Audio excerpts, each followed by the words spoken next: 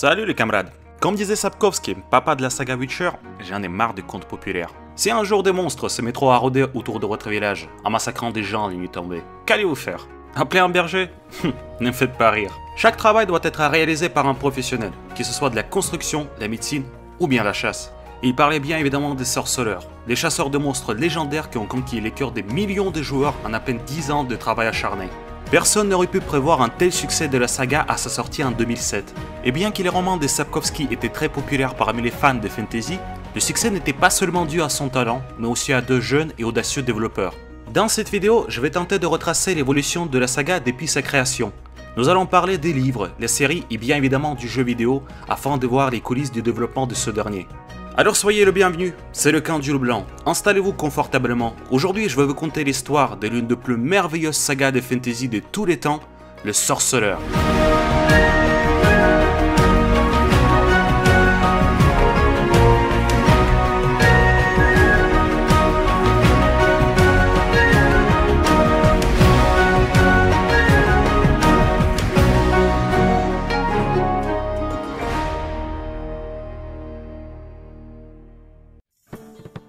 Les débuts de la saga, contrairement à ce qu'on pourrait penser, ont été fastidieux et très incertains. Durant l'année 2002, les deux Polonais Marcin Iwinski et Michał Kaczynski ont ouvert la division de développement baptisée CD Projekt Red. Leur premier projet étant de créer le jeu basé sur le roman de Sapkowski, Le Sorceleur. Avec cette idée, ils sont venus requérir et à leur grand étonnement, l'écrivain n'y voyait aucun problème. Sans un grand enthousiasme, il a donné son accord. Il faut savoir que les deux développeurs ont proposé dans un premier temps un pourcentage sur les ventes du jeu. Mais Sapkowski a préféré le cash. Et c'est ainsi que l'ensemble des droits d'auteur ont été vendus pour une modique somme de 4000 $. Bon, il faut dire que le fantasy n'était pas aussi populaire à l'époque et le bougre n'y s'y connaissait que très peu dans l'industrie du jeu vidéo. Pour info, à l'heure où je fais cette vidéo, la trilogie s'est écoulée à plus de 25 millions d'exemplaires. Peu de gens le savent, mais ce n'est pas la première fois que Sapkowski a cédé les droits d'auteur. La véritable première adaptation a eu lieu carrément en 1996 par un minuscule développeur polonais de nom de Metropolis. Cependant, le projet était trop ambitieux pour l'époque et n'a jamais dépassé le stade de démo version. Il en reste seulement quelques articles et screenshots du jeu. A noter qu'à l'époque, les livres n'étaient pas traduits en anglais, et c'est donc à Metropolis qu'on doit la traduction et les titres officiels The Witcher. Il faut savoir que malgré le succès du jeu et la popularité qu'il a apporté à Sapkowski, l'écrivain a toujours renié la trilogie. Il ne ratait pas une occasion pour cracher sur d'autres adaptations qu'il y a eu par la suite, mais on va en parler un peu plus tard dans les vidéos. En 2005, encouragés par ce premier succès, les deux Polonais se sont précipités dans leur bureau pour fabriquer le jeu idéal. L'idée de base, faire le jeu à partir du moteur du jeu Baldur's Gate, a été rapidement abandonnée car le résultat était absolument médiocre. Après avoir étudié des centaines de solutions, le studio s'est arrêté sur le moteur graphique du BioWare, Aurora Engine, qui avait déjà fait ses preuves dans des séries de jeux telles que Neverwinter Night. Contrairement à Sapkowski, les collègues canadiens du BioWare ont été très bienveillants et ils ont beaucoup assisté dans la prise en main du moteur du jeu. La première démo technique cependant ne présageait rien de bon. C'est alors que les deux Polonais se sont retroussés les manches de nouveau et ont refait le jeu depuis le début. Ils ont commencé par changer de protagoniste. Et oui, à la base l'idée était d'incarner un personnage directement généré par les joueurs, le principe appliqué dans une majorité des jeux RPG. L'idée a été abandonnée et à la place est arrivé le légendaire Geralt de Rive. Les fans des livres Sorceleur savent que les aventures de Geralt ne se sont pas achevées de la meilleure manière, et sans un véritable espoir pour la suite. Les développeurs se sont donc permis une petite entorse à l'histoire pour pouvoir continuer son aventure. Durant toute l'année, ils ont continué à publier de plus en plus d'informations sur le jeu en développement, en montrant aux futurs joueurs qu'ils tiennent compte de chacune de leurs suggestions et de leurs avis. Il faut savoir que cette relation avec la communauté va sauver le studio à maintes reprises par la suite. Les screenshots impressionnaient non seulement le public, mais également les créateurs du moteur du BioWare. Les élèves ont dépassé les maîtres. En 2007, le monde entier a entendu parler du petit producteur à l'est de l'Europe. Le mouton noir s'est avéré être un loup blanc qui a dévoré absolument tous les concurrents sur son chemin. Sans la moindre hésitation, Witcher 1 a reçu le titre du meilleur jeu RPG de la part des plus grands journaux et conquis les cœurs des joueurs dans le monde entier. Malgré toutes les réticences, le petit studio polonais est parvenu de reproduire à la perfection dans son jeu le monde cruel et obscur, rempli de satire sur le monde moderne, tel qu'il était représenté dans les livres. On est très loin du monde féerique rempli des licornes, des fées et des arcs-en-ciel. Personne ne va vous demander de ramasser des fleurs sur des plaines illuminées par le soleil et de chasser des lapins. Ce monde-là est régi par l'argent et la violence. La guerre est devenue le quotidien des citoyens. Chaque intersection peut abriter des bandits ainsi que des assassins en tout genre. Sans parler de ceux qui se cachent dans l'ombre, des créatures effrayantes et assoiffées du sang. Mais ce n'est pas le moment de désespérer, car le monde de Witcher c'est également de l'amour, les fidèles amis, ainsi que de l'humour tranchant. Tout ce qui a conquis le cœur des lecteurs de Sapkowski a été transposé dans le jeu avec beaucoup de soin et passion. Mais comment diable faire un jeu de rôle avec un antagoniste déjà existant? Qu'est-ce qui pourrait apprendre du tueur des monstres légendaires, meilleur escrimeur de tout le Nord? Les développeurs ont contourné cet obstacle également et avec beaucoup d'élégance. Dans le premier opus, suite à des événements tragiques, Geralt a perdu sa mémoire. Et donc toutes les connaissances accumulées à travers les années ont disparu dans le néant. Geralt se réveille entouré de ses amis à l'abri du fameux château Kaer Morhen, le fief de l'école des loups. Il n'a pas le temps de récupérer ses esprits que le château se fait attaquer par des bandits accompagnés d'un mage mystérieux. Une fois sur pied, il se retrouve combattre contre l'envahisseur côte à côte avec ses anciens amis. C'est ainsi que la nouvelle aventure commence pour Geralt de Rive. Ce qui distinguera la saga Witcher des autres jeux, c'est son système de choix multiples qui impacte d'une manière significative les scénarios du jeu. Et ça non seulement dans les limites du premier opus, mais également dans les aventures du Witcher 2 et 3. Les jeux proposant ce genre de fonction n'étant pas nombreux, le joueur réfléchissait 2 fois avant de prendre une décision. Une autre innovation, le système de combat, que personnellement je trouve assez discutable. Les coups et leur puissance sont basés sur les systèmes de timing, c'est-à-dire qu'après un premier coup, le curseur change de forme et en appuyant au bon moment, Geralt effectue une série de coups encore plus rapides et ainsi de suite. La vache, je comprends pas un mot de ce que vous racontez. Allez-y, excusez-moi, reprenez depuis le début, je vous écoute. Autre subtilité de combat, c'est la sélection du style. Selon l'ennemi que vous avez en face, il faut basculer entre le style de loup pour les ennemis lents, le style de chat pour les ennemis rapides et le style des griffons dédié au groupe d'ennemis. La plupart de vos aventures se déroulent dans la ville de Vizima et ses alentours. Il faut dire que la cité réserve aux joueurs pas mal d'animations. Les amateurs de jeux d'argent peuvent par exemple se rendre à la taverne pour tenter leur chance en jouant au poker avec les dés. Ou après avoir montré aux autochtones comment picolent les vrais sorceleurs lors d'un mini-jeu fort sympathique,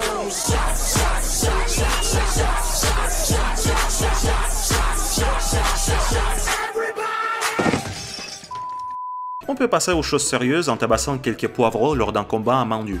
Un bon moyen de se faire de l'argent dès le début du jeu et partir à l'aventure. Par ailleurs, Geralt du jeu n'a rien à envier à celui du livre.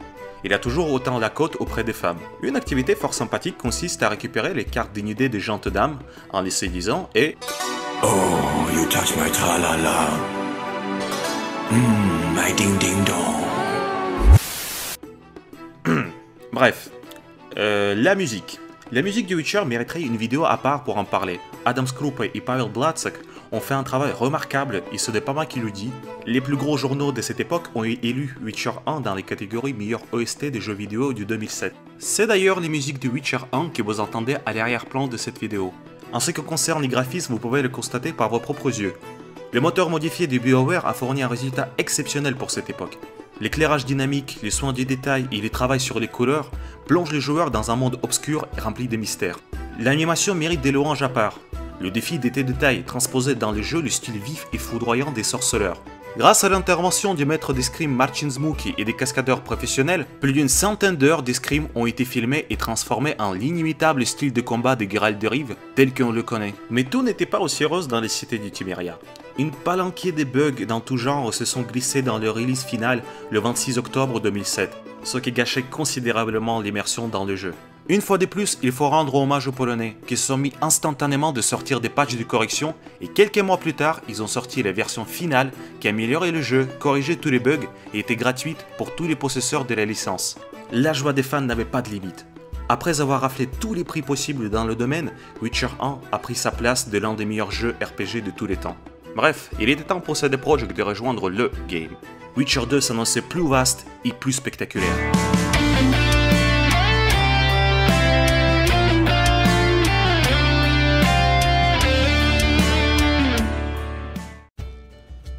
Le travail sur la suite a commencé directement après la sortie du premier opus en 2007. Cependant, jusqu'en 2009, il n'y avait aucune information sur le jeu. Mais suite à une fuite interne présumée, une vidéo d'alpha version du jeu a fait le tour du globe. En plus des cinématiques dignes d'un blockbuster hollywoodien, l'alpha version pouvait se vanter des graphismes améliorés à la pointe des technologies. Tout cela grâce à un moteur du jeu développé cette fois-ci spécialement pour CD Projekt et baptisé aussitôt Red Engine. Et même si le nouveau moteur du jeu a été reçu avec enthousiasme par les fans, ce n'était pas le cas de la nouvelle apparence de Geralt. Le bodybuilder rajeuni des 5 ans par rapport au précédent opus et ayant perdu toutes ses cicatrices a été hué par les fans. Mais une fois de plus, les Polonais ont écouté leur communauté. Ce qu'il faut dire est assez rare pour notre époque. Ils ont rendu à Geralt son apparence d'avant ainsi que ses belles cicatrices. 17 mai 2011, Witcher 2 a enfin vu le jour.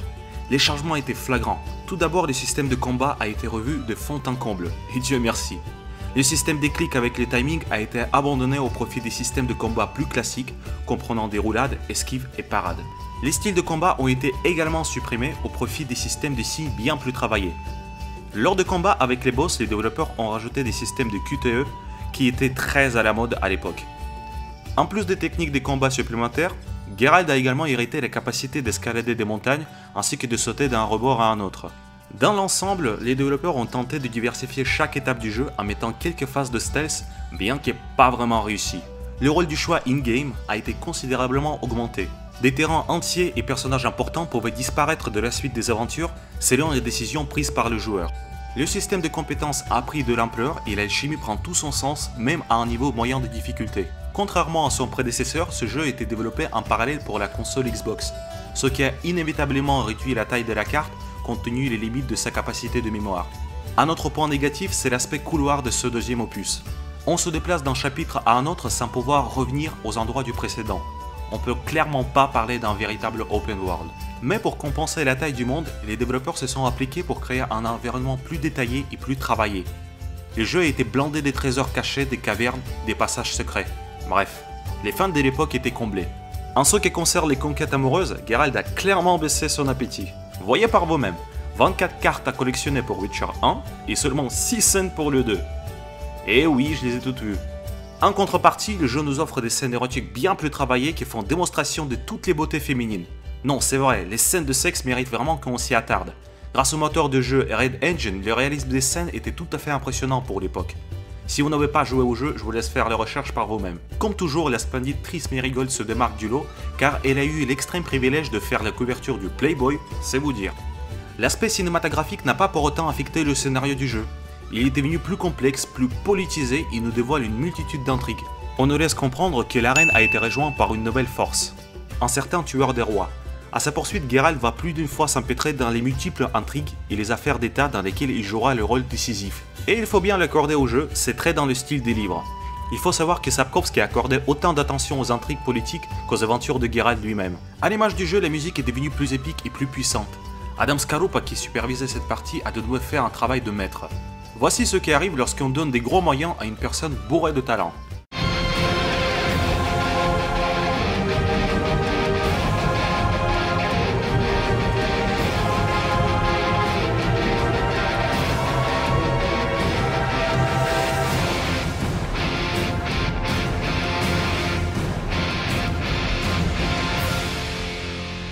En ce qui concerne la partie visuelle, Witcher 2, même en 2018, n'a rien à envier au jeu actuel. Le moteur du jeu réalisait un miracle pour l'époque. Il faut avouer également que seul un miracle ou un PC à la pointe de l'époque vous aurait permis de faire tourner le jeu à sa sortie, surtout aux configurations maximales. Seuls quelques vénards ont pu apprécier le jeu à sa juste valeur le jour de sa sortie. Personnellement, il m'a fallu attendre 2013 pour le faire. Et ça tombe bien parce que le jeu est sorti bourré de bugs en 2011. Oui, je me balance et nous nous balançons, c'est un plaisir immense. Le plus gros et le plus contraignant étant lié au système d'activation des jeux licence. Non seulement la protection a été craquée par les pirates quelques jours après sa sortie, mais en plus certains possesseurs de licences n'arrivaient pas à l'activer alors qu'ils avaient payé leur jeu. Les développeurs ont réagi d'une manière peu commune pour le domaine du jeu vidéo. Dès le prochain patch, ils ont carrément enlevé la protection. Pour vous remettre dans le contexte, non seulement ils ont perdu beaucoup d'argent dans cette affaire, mais en plus ils ont violé une multitude de clauses de contrats liées à la protection. En faisant ça, ils s'exposaient à des représailles judiciaires tout à fait réelles. Une fois de plus, les fans de saga ont acclamé le studio. Tout cela a valu au Witcher 2 des excellentes notes dans les journaux et une nouvelle nomination pour le titre Meilleur jeu RPG 2011. Mais l'aventure était loin d'être terminée. Un dernier chapitre attendait Geralt de Rive.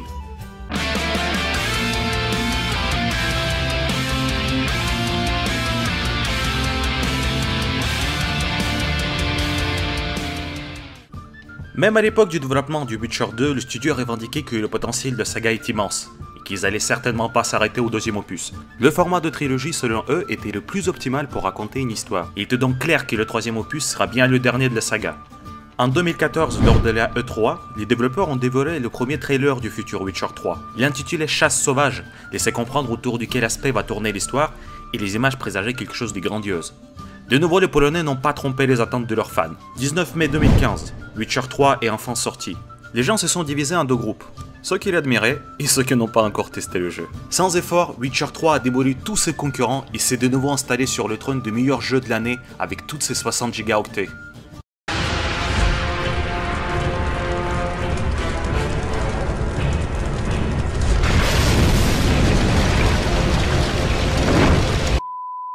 Troisième opus met le dernier point dans l'aventure de Geralt de Rive ainsi que ses amis. D'ailleurs, on retrouvera dans le jeu quasiment tous les personnages du livre. S'ils vont survivre jusqu'à la fin du jeu, ça par contre, ça va dépendre du joueur. Le gameplay du jeu était méconnaissable. Les couloirs du Witcher 2 ont été remplacés par le véritable open world absolument gigantesque divisé en secteurs. Cette fois-ci, le joueur va sillonner les alentours du Novigrad et devra même s'aventurer sur les îles des Skellige. Cependant, la taille de la map n'a absolument rien impacté le contenu. Sur le chemin du joueur se présenteront des centaines de quêtes et des endroits insolites à découvrir. Une fois de plus, le studio polonais a revu le système de combat qui est devenu encore plus spectaculaire et tactique. Ils se sont même permis un léger écart par rapport au livre en introduisant des arbalètes dans le jeu. La petite nouveauté par contre qui fait plaisir, c'est le sens de sorceleur. Jamais chasser des monstres était aussi intéressant. Le poker avec les dés un peu rouillé avec le temps a été remplacé par le jeu de cartes à la manière de Hearthstone, le fameux Gwent. Comme vous le savez probablement, le jeu a eu tellement de succès parmi les joueurs qu'il a été décliné en un jeu de Gwent en ligne. Les aventures amoureuses de Geralt sont toujours là, mais sont devenues bien plus complexes depuis l'apparition de Yennefer. Pour terminer sur le côté visuel, le moteur du jeu a permis de créer au studio l'un des plus beaux jeux connus à ce jour, bien qu'il ait subi un downgrade. Selon les développeurs, ils avaient deux choix, soit de créer 3 jeux différents, soit d'optimiser un seul jeu pour 3 plateformes. Bien évidemment, ils ont choisi la deuxième solution. Fidèles à eux-mêmes, les développeurs ont gardé au chaud 20 mini et 2 énormissimes DLC pour le dessert. Mais on va en parler dans une prochaine vidéo. Blood and Wine et Hearts of Stone n'avaient rien à envier au jeu originel. Surtout quand on voit les qualités des DLC de certains développeurs et les prix exorbitants de ces derniers, ça fait juste chaud au cœur. Le studio polonais a montré aux développeurs du monde entier à quoi doit ressembler un DLC payant. Pour fêter les 10 ans de la saga, CD Projekt a également montré les coulisses du développement sous forme d'un trailer. Et croyez-moi, ça vaut le détour.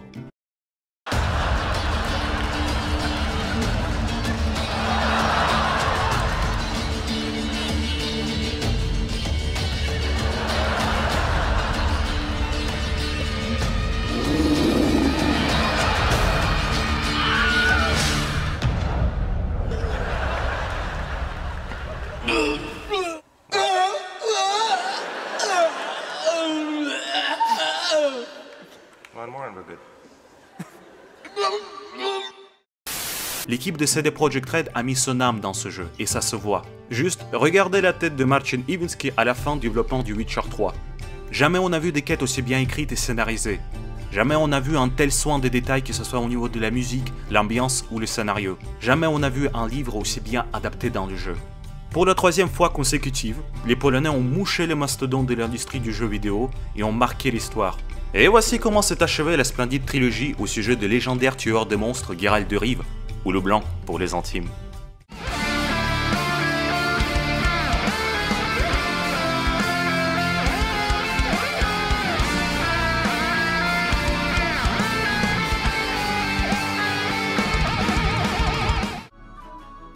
La question reste en suspens, et des milliers de joueurs avec leurs petits doigts crispés cherchent des informations sur l'éventuelle suite, un livre ou une série sur la saga.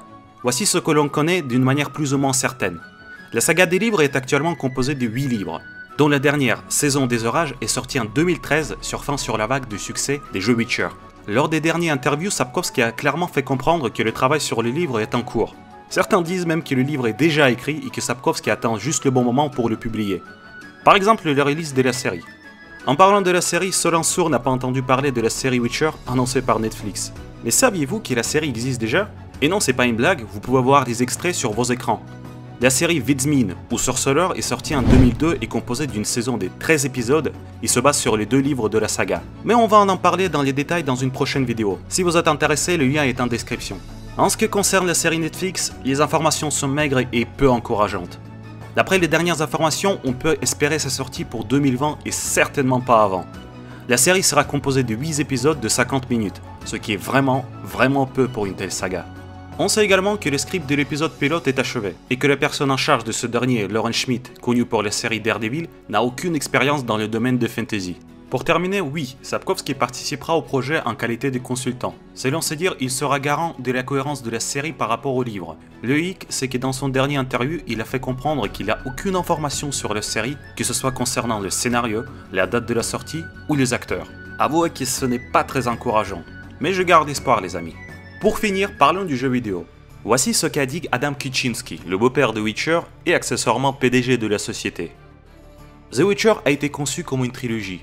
Et une trilogie ne peut pas avoir des 4e épisodes, n'est-ce pas? Mais nous aimons beaucoup cet univers. Nous avons investi 15 ans de notre vie dedans, ainsi que beaucoup d'argent. Nous allons donc y réfléchir. Malgré tout l'amour que je prouve pour cette saga, je n'ai pas envie qu'il y ait une suite.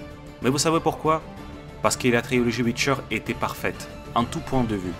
Parce que le jeu a été fait par les passionnés et pour les passionnés. Parce que durant tout le parcours, la qualité a été privilégiée à la quantité. Pour la première fois, nous avons une série de jeux sans le moindre faux pas, qui n'a pas été souillée par leur suite déplorable. Ça sera vraiment triste que Witcher se transforme en une énième série interminable produite à la chaîne. Bon, ça sera tout pour aujourd'hui les camarades. Un grand merci d'avoir regardé cette vidéo jusqu'au bout, j'espère vous avoir appris quelques trucs. Si toi aussi t'as un mordu du médiéval fantasy, amateur de reconstitution historique ou tout simplement passionné de jeux fantasy, abonne-toi et rejoins-moi sur Facebook, ça sera un plaisir de discuter avec toi. De nombreuses vidéos de même type vont arriver très vite sur la chaîne. Sur ce, je te dis à bientôt.